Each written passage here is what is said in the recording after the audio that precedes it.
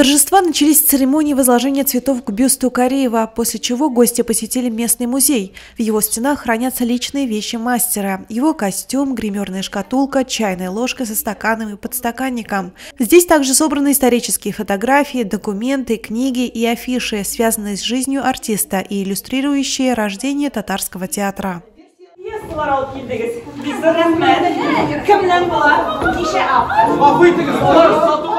Кульминацией стала премьера театрализованного концерта «Габдулла Яктылык», представленная на сцене сельского дома культуры. Постановка, созданная артистом Айратом Шамсом и режиссером Ильдаром Гатауллиным, перенесла зрителей в начало 20 века.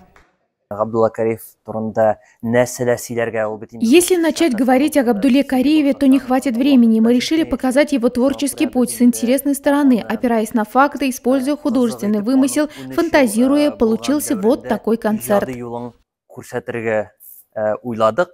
Это представление позволило зрителям ощутить дух первых театральных экспериментов Кариева. Концерт нашел живой отклик у сельской публики и приехавших гостей, оставив теплые впечатления. Постоянно приезжаем, помогаем и гордимся, что Габдулла Кариев наш земляк.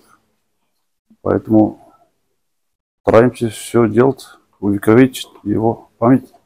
Завершилось мероприятие в Нурлате, где участники почтили память Габдуллы Кариева у его памятника на Центральной площади, возложили цветы к монументу. Здесь директору Казанского театра юного зрителя вручили благодарственное письмо от имени главы района. Наследие Габдуллы Кариева продолжает жить не только в сердцах ценителей театрального искусства. Его имя увековечено в названиях одной из самых живописных улиц города и бульвара, напоминая о неоценимом вкладе мастера в развитие национальной культуры. Айгуль Сергеева, Вести Нурлата.